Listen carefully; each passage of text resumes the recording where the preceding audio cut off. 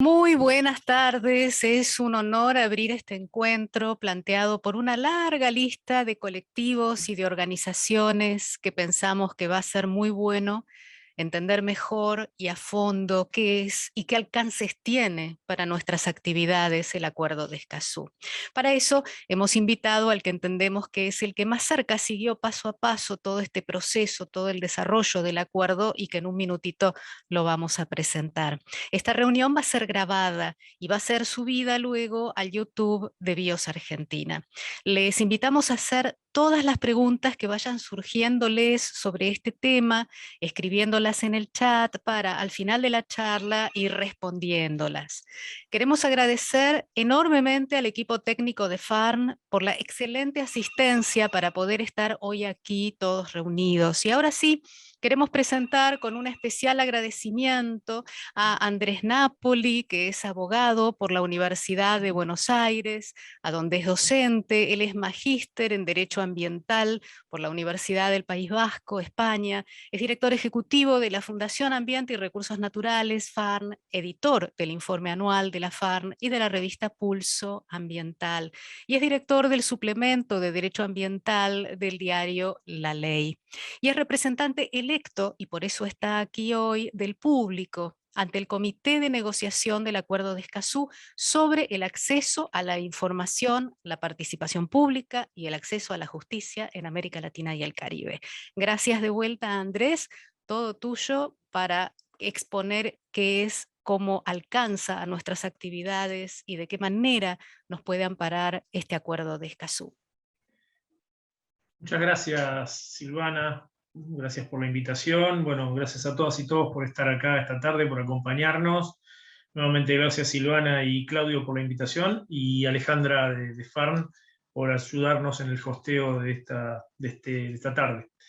Bueno, lo que vamos a hacer hoy es hablar del Acuerdo de Escazú, un acuerdo muy particular que me tocó acompañar en su conformación de cerca, desde su momento de lo que fue el primer esbozo que tuvo el acuerdo, allá en Río +20, y después como representante electo del público. Si quieren, en algún momento más adelante puedo explicar qué significa eso, pero voy a acompañar mi presentación con unas diapositivas para no hacerlo tan aburrido, así que ahora mismo voy a estar compartiendo una pantalla para que ustedes puedan seguirlo.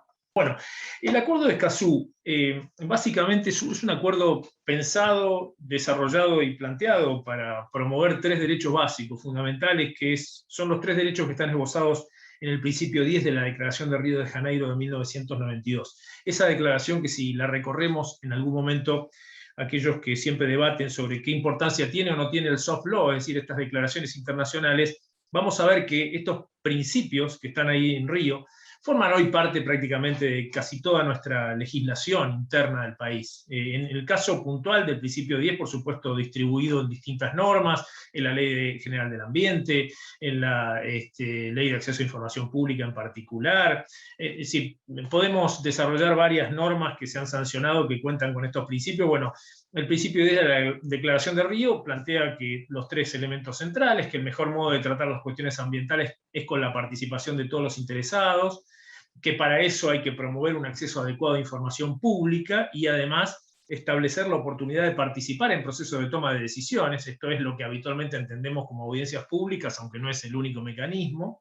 Y la posibilidad, por supuesto, después, una vez que se toman las decisiones, o incluso antes, la posibilidad de acceder a la justicia en defensa de estos derechos. Bueno, esto es un poco el esquema inicial que tenemos que tener en cuenta, y a partir de ahí, bueno, vamos a recorrer un poco lo que ha sido el Acuerdo de Escazú, que, como les decía, comenzó a negociarse en ese Río +20, ese frustrante Río +20, donde surgieron muy pocas cosas, pero lo que surgió por lo menos es un inicio de negociación entre los países de América Latina y el Caribe. 10 países, Argentina no estaba en ese punto de partida en ese momento, pero esos 10 países comenzaron a sesionar, digamos, a deliberar, a negociar, liderados en su primer momento por Chile, esa cuestión paradójica, ¿no? Chile, la gran locomotora, un poco el promotor del acuerdo, después del famoso caso Claude Reyes, que le había llevado a Chile a la Comisión Interamericana de Derechos Humanos precisamente porque su legislación prohibía el acceso a la información pública o daba cláusulas muy especiales para los funcionarios, como era la posibilidad de que los funcionarios pudieran clasificar la información cuando alguien le pedía información. En este caso, el caso Claude Reyes fue sobre el tema de la mega minería en la alta montaña de Chile, en donde se hicieron pedidos de información y precisamente los funcionarios denegaban la información porque la clasificaban en el momento. Eso llevó a Chile a la Comisión Interamericana y Chile tuvo que cambiar toda su legislación en ese sentido, pero después fue el líder del proceso. Y paradójicamente, como les decía, una vez cerrado el proceso, el gobierno actual de Chile se negó a integrarse como tal, ni siquiera lo firmó al Acuerdo de Escazú. Después lo podemos ver en particular, pero son esas paradojas que suceden. Lo mismo pasó con Costa Rica, en una cuestión menor, en Perú también, o lo que está pasando también en Brasil. Bueno, pero eso se puede charlar más adelante. Cierto es que se iniciaron estas negociaciones porque los países veían que existían muchísimas dificultades en lo que significa tener legislación. Algunos países de la América Latina, pensemos en el bloque de América Latina y el Caribe, ¿no? Muchas veces, lo digo yo, quizás es un tema mío, pero yo cuando pienso en nuestro continente, pocas veces pienso en el Caribe, pienso en América Latina, pero no en el Caribe. Y los países del Caribe tienen una situación muy compleja, muchísimos de ellos no tienen legislación, prácticamente no tienen acceso a la justicia, están bajo el sistema del common law, es decir, que son cosas muy complejas para ejercer derechos. Entonces, ahí tenemos que hay problemas de legislación, hay otros países que tienen mucha legislación, como el caso de la Argentina, hay muchos problemas de cumplimiento, también hay dificultades para ejercer estos derechos, como por supuesto en las comunidades indígenas, los afrodescendientes, muchos problemas en algunos países para que las mujeres también puedan ejercer los derechos en situación de igualdad. Digamos, además a esto se le suman las cuestiones de las crisis económicas, la pobreza que tienen nuestros países, la dificultad para que los temas ambientales ingresen como políticas de Estado, y además le agregamos algo importantísimo que hay que ponerlo y colocarlo a la altura de todo esto, y fue trascendente la cuestión de los defensores ambientales en la región. Lo vamos a hablar en particular rápidamente después. Yo veo que la región tiene muchos problemas en común, ¿no? Pero tiene muy pocas respuestas en común. Tiene muchos problemas que tienen que ver con la cuestión del cambio climático, en toda la región, tanto en los países del área central, del Caribe, como los costeros, como la cuestión del Amazonas. Eso está vinculado con la pérdida de biodiversidad creciente. Por ejemplo, ahí tenemos un ejemplo que prácticamente se ha perdido la superficie de un país en términos de bosque nativo en toda la región, y así sucesivamente. O sea, una gran cantidad de dificultades, ni que hablar de los impactos de la minería, los agroquímicos, los agrotóxicos. Todo eso está compartido en la región, pero la región no tiene respuestas en común. Es decir, cada uno de los países va por su lado. Por eso el Acuerdo de Escazú presenta esta particularidad, ¿no? De agrupar países y buscar respuestas. Vamos a ir viéndolo, pero también hay que sumarle la cuestión de los defensores ambientales. Esa es una situación crítica, muchos de ustedes lo viven en carne propia, a lo que significa ser un defensor, ¿no? Estamos hablando de la situación gravísima que pasa, por ejemplo, los defensores en la Amazonía, en la Guajira colombiana. La cuestión, bueno, como les decía, los defensores en los distintos lugares de la región, la Guajira colombiana, por supuesto en Colombia en general también, en México, en América Central. Bueno, ya todos conocemos estas historias. Nosotros tenemos nuestros problemas, no tienen la gravedad del nivel de asesinatos que tienen en otros lugares, pero también los tenemos y hay que dar respuestas. Entonces, a esto le sumamos la cuestión de los conflictos ambientales, no hay manera de viabilizarlos, como vemos ahí, la región súper conflictiva, sobre todo por el lado de lo que es la cordillera, y en distintos lugares de la región. Entonces, los países comenzaron a ver la posibilidad de iniciar este proceso de negociación, muy impulsado también desde afuera, ¿no? La sociedad civil en general, las organizaciones impulsaron mucho este proceso, por más que muchas organizaciones no lo hayan escuchado. Desde el año 2012 en adelante hubo mucha presión social para esto. Se tomó también como ejemplo lo que fue el Acuerdo de Aarhus. El Acuerdo de Aarhus, tenemos un acuerdo similar. Yo diría que este acuerdo es mucho más de avanzada y más vinculado a las problemáticas de la región, pero hay uno para Europa en general que se llama Acceso a Información, Participación y Justicia, que es el Acuerdo de Aarhus, que se abrió en otras instancias. Y este proceso fue largo, ahí vemos 2012-2018. En 2012 se inició la idea de la viabilidad, después 2 años se trabajó lo que se llaman las reuniones preparatorias, o lo de los puntos focales. Ahí hubo mucha insistencia por parte de la sociedad civil también, las organizaciones plantearon, se hicieron presentes en todas las reuniones, promovieron, digamos, lo que fueron las distintas declaraciones, que son las que anteceden después al texto de negociación, y en el año 2014 los países decidieron abrir la negociación. Esta negociación, como vemos, duró muchos años. Yo digo, ¿por qué duró tantos años? Porque siempre que hay una necesidad de un acuerdo entre países, hay como a veces necesidades de hacerlo por algo, ¿no? Por una urgencia, o por lograr algún objetivo determinado, o regular una determinada sustancia, o algo que está en el comercio internacional. Bueno, este acuerdo regula derechos, es otra cosa, totalmente diferente, por eso es tan interesante, ¿no? Pero ahí los países no estaban muy urgidos por esto, estaban urgidos porque tenían presiones desde adentro de la sociedad en general. Pero hubo 4 años de negociación muy larga, 9 reuniones presenciales, 4 virtuales. Las primeras reuniones presenciales duraron 2 días y las últimas ya duraron entre 9 y 10 días, para que vean ustedes el volumen de trabajo que había en esas negociaciones. Y muchas veces esas reuniones están más presididas por aquellos que tienden a bloquear la negociación que los que la tienden a facilitar. Yo recuerdo, si yo diría 2 o 3 delegados, no voy a mencionar países, pero hay 2 o 3 delegados que hacían el monopolio del uso de la palabra prácticamente durante todas las reuniones. ¿Para qué? Para evitar que se negociara y se siguiera adelante con acuerdos. Pero finalmente, el 4 de marzo del 2018, 24 países lograron en Costa Rica, ahí cerca de San José, en el municipio de Escazú, adoptaron el acuerdo. Y este acuerdo tiene algunas características. Es el primer acuerdo multilateral ambiental de América Latina y el Caribe, con todo lo que significa un acuerdo multilateral en la época del bilateralismo. Estamos hablando de acuerdos multilaterales. Es negociado por los estados, pero con participación del público. Y esta es la parte que yo creo que hay que destacar, porque me parece que esto abre también espacio para otros procesos de negociación, ¿no? Acá el público tenía representantes en el comité de negociación con derecho a voz, a hablar, en igual condición que los países. Por supuesto, no se tomaban decisiones por el voto, ni tampoco el público podía poner en la pantalla, estos acuerdos se negocian con una pantalla, una estaba en este caso en inglés y otra en castellano, poner texto, pero sí los países pueden poner los textos que el público sugiere.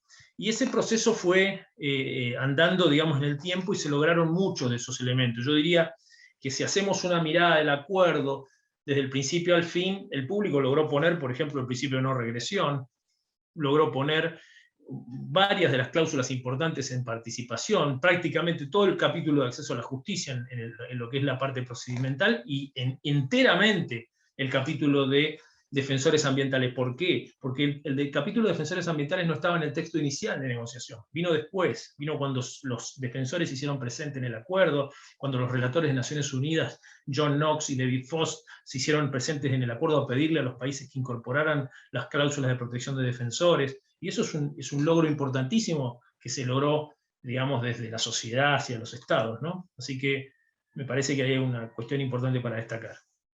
Y eso nos lleva a la idea del vínculo entre la cuestión de los derechos humanos y el ambiente. Es decir, este acuerdo es un puente entre estas dos cuestiones, ¿no? Porque ustedes saben que los derechos humanos y ambiente a nivel internacional nunca estuvieron juntos. De hecho, siempre decimos, bueno, ¿por qué no podemos acceder a la Comisión Interamericana de Derechos Humanos? Precisamente porque los tratados de derechos humanos no abordan el tratamiento del derecho al ambiente. Sí se hace a través de otras peticiones que llegan a esas instancias digamos, del sistema interamericano. Lo hacen a través de los pueblos indígenas, por ejemplo. Se defiende el derecho de los pueblos indígenas y ahí ingresa la defensa del ambiente en general. O peticiones que hacen los países, pero no en concreto y en específico como lo hace Escazú.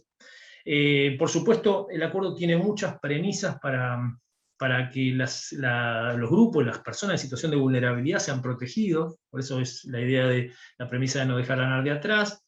Y además es un instrumento vinculante. Y esto es algo central, porque el acuerdo tenía esta dificultad, ¿no? Se preguntaban, los países decían, bueno, ¿qué estamos negociando? ¿Estamos negociando un acuerdo vinculante o una declaración? Por supuesto que quienes participábamos del acuerdo queríamos que fuera vinculante todo tiempo, y se logró eso, pero al final, ¿no? Los países negociaron como si fuera vinculante, pero no habían dicho que eso iba a ser así, y al final fue vinculante. ¿Qué significa vinculante? Bueno, que es un instrumento legal, y además que no ha sido reservado, Esto es que todos los países que adhieran e ingresen ratificando el acuerdo van a tener que aplicarlo en su totalidad, no van a decir, te aplico esta cláusula y aquella no. Y eso fue un proceso bastante largo también. Y por supuesto hablamos de lo de los defensores, que crea cláusulas y estándares para la defensa de los defensores, y fortalece, yo creo, algo importantísimo para la defensa del ambiente, como es el multilateralismo. Esto es la obligación de multiplicidad de países de proteger algo en concreto. No es un vis a vis entre un país y el otro. Esos son los elementos que yo veo positivos del acuerdo. Entonces, es un acuerdo, por supuesto, que está imbricado también en lo que es la agenda internacional, de lo que es los ODS, en lo que es la interdependencia entre derechos humanos y ambiente, y está basado, como les decía, en derechos, que es algo raro para la temática ambiental, porque precisamente los temas ambientales siempre tratan de cuestiones específicas, ¿no? Es decir, los acuerdos que tenemos son, por supuesto, el acuerdo de la biodiversidad, el cambio climático, determinadas sustancias, la prohibición de circulación, por ejemplo, de residuos nucleares, son específicos. Este es un acuerdo más pensado en la base de derechos. Bueno, acá está el texto del acuerdo, sencillo, cortito, pero bastante incisivo, ¿no? El acuerdo tiene, como si lo miramos, una estructura típica de un acuerdo internacional, con una primera parte, con un preámbulo, con objetivos, con definiciones y principios. Ahí está el principio de no regresión, por ejemplo, incorporado. Al que le faltó, lamentablemente, digamos, ahí pudimos incorporar el principio pro hombre, pro homine, pero no se pudo incorporar el principio indubio pro natura, en el caso de duda en favor de la naturaleza. Eso fue lamentablemente una cláusula específica que uno de los países puso como condición para firmar el acuerdo, país importante de la región. Y bueno, se consideró que se debía dejar atrás. De alguna forma desarma la idea de los principios, porque los principios se enumeran por pares. Está uno con el otro, ¿no? El principio precautorio tiene el de prevención, el de no regresión tiene el principio de la progresividad. Bueno, al pro homine le falta el pro natura, o el indubio pro natura. Entonces, pero bueno, eso es un proceso que yo creo que va a seguir trabajándose y se va a poder incorporar a futuro. Y el acuerdo tiene esa parte operativa, esos 4 casilleros que están ahí: acceso a información, participación, justicia y defensores, cada uno con sus instrumentos. Tiene una parte transversal, que es el fortalecimiento de capacidades, porque es verdad que si los países no tienen legislación o no implementan la legislación, entonces hay que ver de qué manera se puede hacer eso, y eso fundamentalmente en muchos lugares pasa por fortalecer capacidades, por cooperar, por hacer que los procesos se den dentro de los países. Y después, como les decía, no les dije, perdón, el acuerdo no es solamente un texto, ¿no? El acuerdo no es solamente la ley, digamos, el acuerdo de Escazú, sino que el acuerdo es también una instancia internacional, que es la conferencia de las partes, que es el comité de cumplimiento, de aplicación y cumplimiento, que son las 2 instancias que van a estar viendo qué pasa en los países. Es decir, donde se van a hacer reuniones cada 2 años, donde los países van a tener que ir a decir qué dijeron, donde el público se va a poder dirigir al acuerdo y va a poder, de alguna forma, decir si los países están diciendo verdades o no están diciendo verdades, donde va a haber un comité de cumplimiento que va a estar mirando cada una de las cosas que hagan los países, y de alguna forma el público, las personas, la sociedad, le va a poder dirigir comunicaciones y decir, mire, acá no está pasando esto, acá está pasando esto otro, o el juicio que yo gané no se implementa, o no me dan información, o la participación es una pantomima, o todo lo que habitualmente conocemos. Ahora vamos a tener una instancia internacional para poder dirigir ese reclamo y poder encontrar respuestas en otros espacios que además trasciendan al nuestro propio. Así que me parece que eso hay que encontrarle esos 2 temas, ¿no? La norma y la implementación internacional también. Bien, entonces, este acuerdo tiene estos pilares, y vamos a hablar un poquitito de cada cosa, no muy extendidamente, pero voy a tratar de hacerlo lo más rápido posible. Bueno, vamos a ver de cada uno de los bloques qué es lo que rescatamos. En acceso a información, participación, justicia y defensores. Si lo miramos desde acceso a información hacia defensores, yo diría que el acuerdo fue creciendo en en lo que consiguió, ¿no es cierto?, en los aspectos que logró consolidar. Y eso tiene que ver, ¿saben con qué también? Con que el proceso de incidencia de la sociedad civil, de las organizaciones, fue creciendo en el tiempo. Y fue creciendo porque se logró entender cómo era la negociación internacional, pasamos de la pelea, de todo el tiempo pelearnos con los países, a tratar de empezar a incidirlos, y ese proceso fue andando. Y yo digo, si miramos las bases que conseguimos, los derechos que conseguimos en cada lado, creo que menos en acceso a información, un poco más en participación, muchísimo más en acceso a la justicia. Hay un capítulo novedoso en defensores. Todo eso creo que tuvo que ver con esa idea de aprendizaje. Nos llevó bastante, pero bueno, se logró aprender y se logró generar una confianza que se establecieron estas decisiones. Bueno, en términos de derechos, vamos a hablar la posibilidad de conseguir información sin mencionar un interés especial. Nosotros tenemos la normativa de información, pero no diría que nos quedemos solo con lo que tenemos nosotros como países, porque estamos hablando de un estándar regional. Hay países que ni siquiera tienen normativa de acceso a la información pública, por eso que ya en una norma internacional les digan esto, les levanta la vara y les pone el estándar allá arriba. Hay obligaciones de garantizar el acceso a la información de acuerdo a la máxima publicidad, estableciendo regímenes de excepción. Esto es cuando no te dan información de manera muy limitada. Ustedes saben que el principio de información es que la información es pública, salvo que la normativa diga que no lo es, o que lo meta dentro de lo que se llaman las excepciones. Eso tiene que ser muy limitado. Tiene que haber mecanismos de revisión y control independiente. Esto es una novedad realmente para controlar cómo está funcionando el tema de acceso a la información. Imagínense que Argentina es un país, pero que esto va a tener que ser aplicado en todas las jurisdicciones, en las provincias, en los municipios. Entonces hay que mirar todo ese proceso de esta forma. Después también, para los estados hay una obligación de generar y de difundir información ambiental, de contar con informes sobre el estado del ambiente, que de hecho es una obligación. Argentina lo tiene desde el año 2002, y hasta acá los informes del ambiente solamente no los podemos llegar a contar con los dedos de una mano. Han aparecido muy poco y muy discontinuamente. Después señalo dos temas que creo que van a ser de interés. La idea de promover el acceso a información contenida en concesiones, contratos, convenios, autorizaciones de bienes y servicios públicos que otorgue el Estado. Es un elemento para tener en cuenta. Ya no hay posibilidad de cerrar todos estos instrumentos bajo cláusulas de confidencialidad, o adoptar medidas para promover el acceso a la información ambiental que se encuentre en manos de privados, en particular de aquellos privados que en sus operaciones pueden generar riesgos o efectos sobre la salud y el ambiente. Vean ahí que hay un elemento muy interesante para señalar, y yo quiero rescatar acá un reciente fallo que hemos obtenido contra YPF, se llama FARN con YPF, sobre acceso a información pública en el tema de vaca muerta, en donde YPF lamentablemente se escuda atrás de la nueva ley de acceso a información pública, que le da la posibilidad de no brindar información. Es bastante complejo el tema, pero lo que quiero decir son dos cosas. Esa ley se sancionó después del famoso caso Giustiniani, para evitar que YPF tuviera que dar información de vuelta, pero no contento con eso, hubo un fallo de la Corte, y además apareció el acuerdo de Escazú, que tira abajo todas esas cláusulas supuestas de confidencialidad cuando lo que está en juego es un bien público.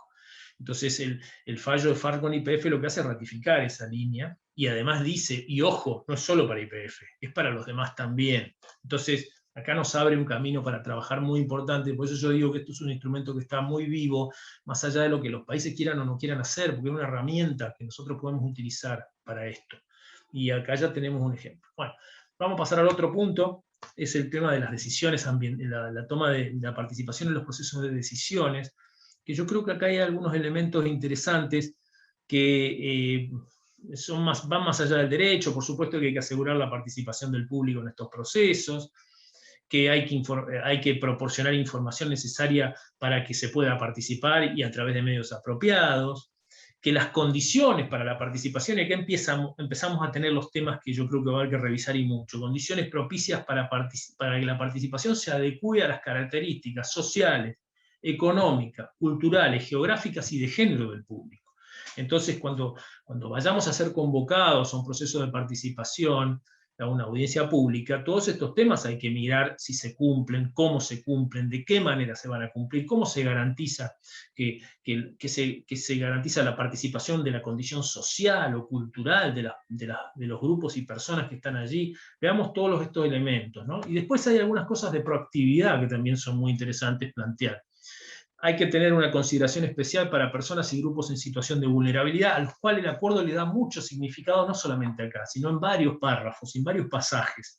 Por eso no es un arrebato que tiene el artículo 7, sino que dice esfuerzos para identificar y apoyar a las personas en grupos de situación de vulnerabilidad y darle formatos adecuados para que participen. Respetar, por supuesto, y hacer cumplir las obligaciones internacionales relativas a los pueblos indígenas, que esto está súper vapuleado. El acuerdo del convenio 169 de la OIT es algo muy reclamado en toda la región, en Argentina en particular, no se cumple. El acuerdo de Escazú lo que viene es a ratificar esto también. Y además, vean que el Estado va a tener que hacer esfuerzos para identificar al público afectado y facilitar su participación. Ya no va a ser te publico esto en un diario y si te enteraste venía a participar. Ya el Estado va a tener que ver si estuvo en diálogo con la comunidad, cuáles son los esfuerzos que hizo, cómo hizo para garantizar que ellos participen, de qué manera. Y además, por supuesto, publicar la información en formatos que sean entendibles para toda la población. Hay muchos elementos para trabajar en este sentido y para hacer que los procesos de participación sean más abiertos. Ni que hablar de un país como Argentina, que ni siquiera tienen una ley de evaluación de impacto ambiental a nivel federal.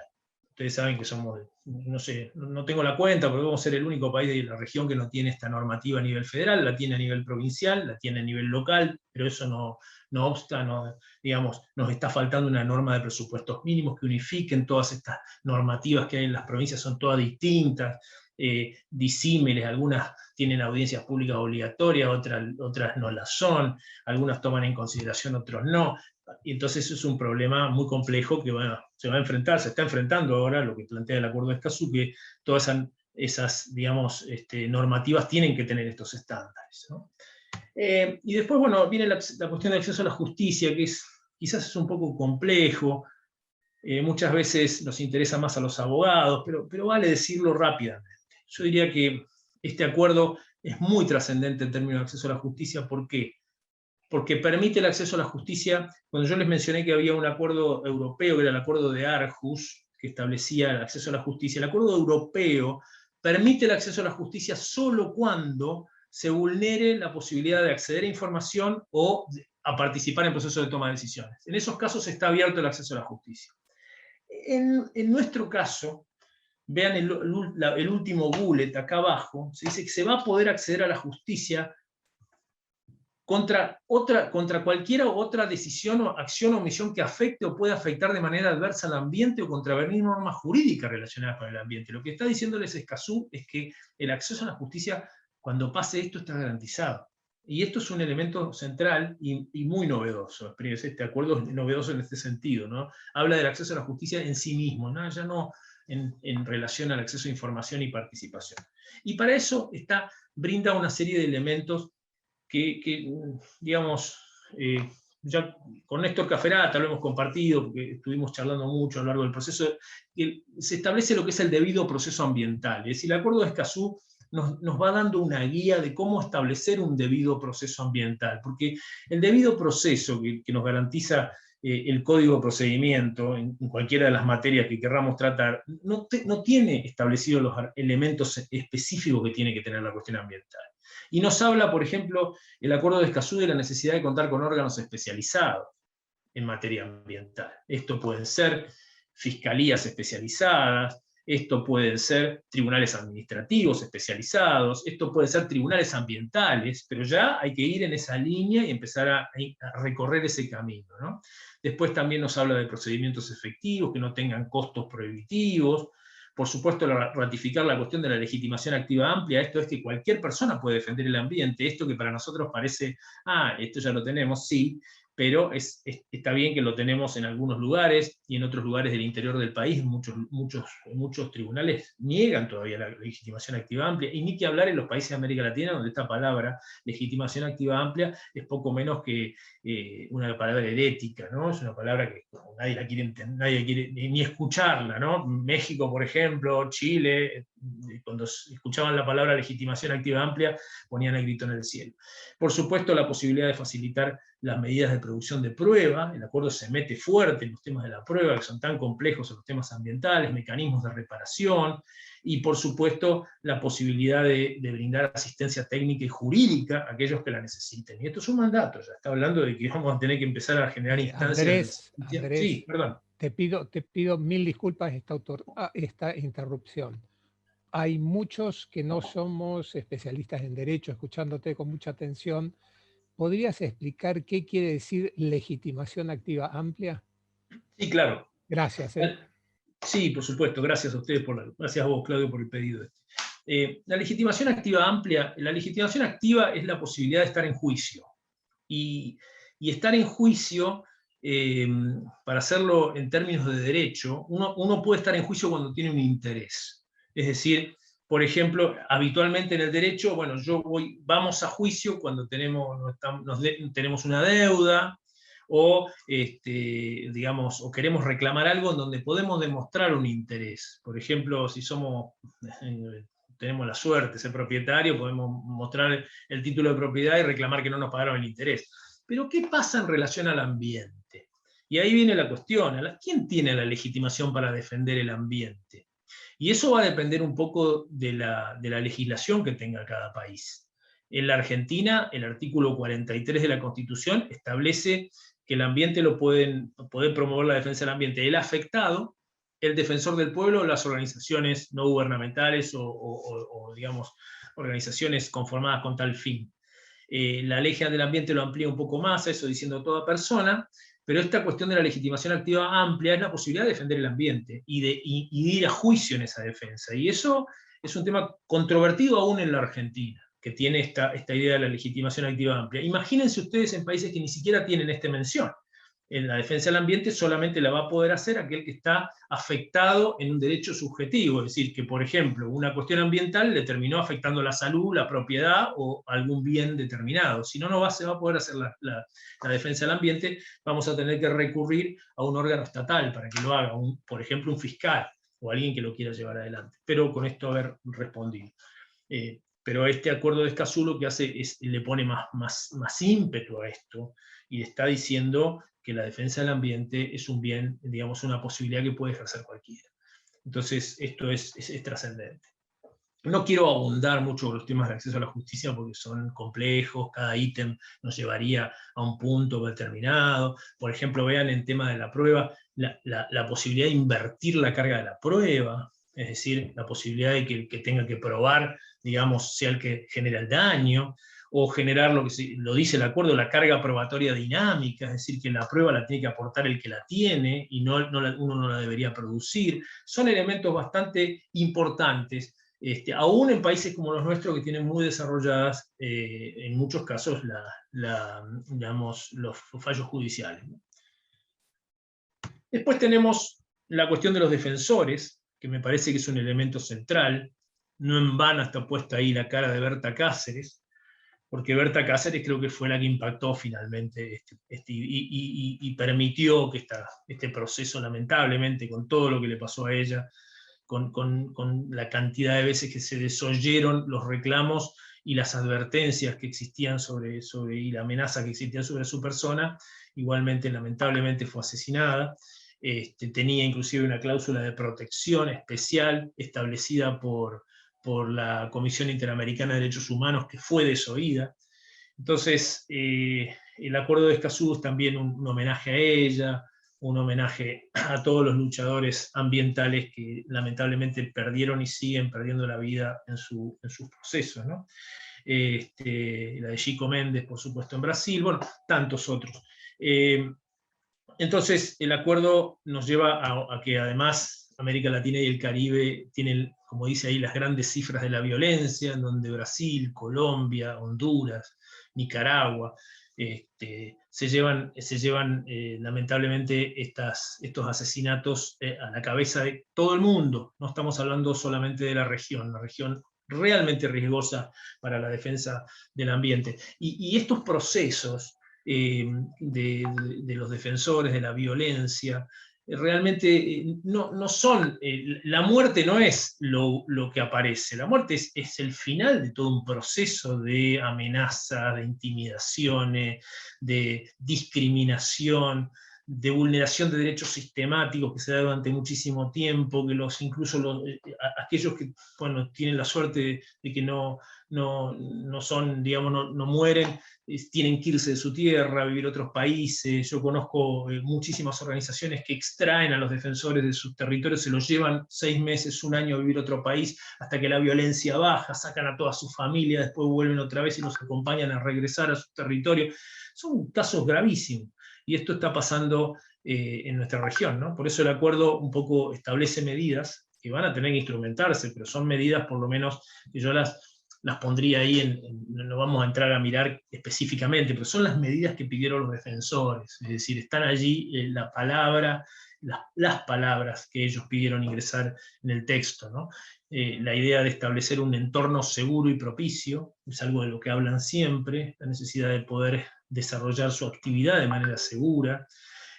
También el acuerdo establece medidas antes de que sucedan los procesos, digamos, de persecución o de intimidación, medidas de prevención y protección para digamos, la forma de realizarlos antes, y medidas de respuesta cuando sucedieron, ¿no?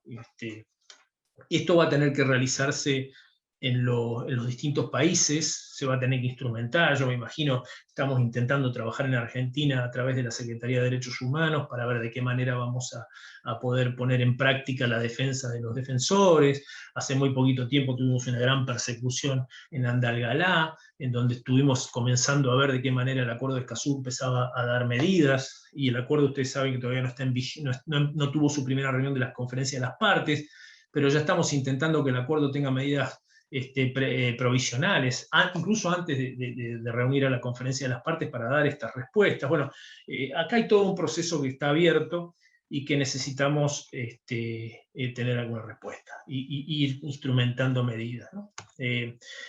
Quiero, sobre el final, hablar un poco. Esta foto habla del público, ¿no? Esta es una reunión, no sé ni cuál fue, pero ahí estábamos agrupados. De este lado, digamos, del otro lado del público están los países negociando, y ahí es la posibilidad de pedir la palabra. Ven que hay micrófonos por todos lados, se puede pedir la palabra. Y este proceso, como les decía, bueno, representantes del público, somos 6 personas, ahí vemos cuáles son las modalidades, podemos usar la palabra pero no tener derecho a voto. Les garantizo que no hubo ninguna decisión que se tomó por el voto, porque estos son procesos de consenso, y la posibilidad de presentar propuestas que pueden ser incorporadas si son apoyadas por al menos un país, y esto no era un obstáculo, sino que finalmente muchos países adoptaron las propuestas del público, ¿no? En ese caso hubo representantes de toda la región, las 2 titulares fueron Daniel Andrade de Jamaica y Andrea Sangüesa de Chile, después hubo 4 suplentes de Santa Lucía, de Colombia, de México, y en mi caso no era por Argentina, era representante general, pero fui electo por Argentina. Básicamente el público, como les decía, incorporó los elementos que ya mencioné, no voy a volver a repetirlos. Fue muy importante, y me parece que este proceso que se abre a partir de ahora nos da una idea de cómo está progresando Escazú. El acuerdo tiene 13 países ingresados en la región, y tenemos países grandes como Argentina y México, tenemos Uruguay, también está Bolivia, está Ecuador, Panamá. Después hay algunos países más chicos, pero lo importante es que, bueno, el acuerdo ya tiene algunos países, digamos, llamados grandes como para ingresar. Creo que la situación de Brasil no la tengo ni que mencionar, bajo este gobierno es irreversible.